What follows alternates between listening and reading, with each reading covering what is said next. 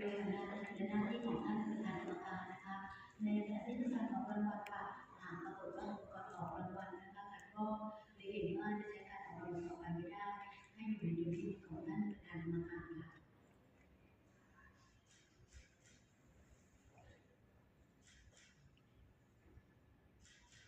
ขณะนี้นะคะท่านประธานกรรมการได้นำข้อยางไปข้อที่ถามของวงล้อค่ะเพื่อให้วงล้อแสดงหมายเลขได้ชัดเจนค่ะขณะนี้นะคะวงล้อแสดงหมายเลขชัดเจนแล้วค่ะ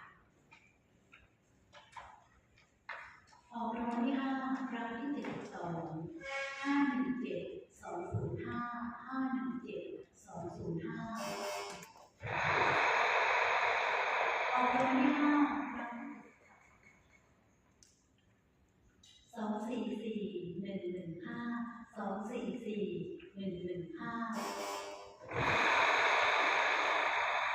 ออกรางวัล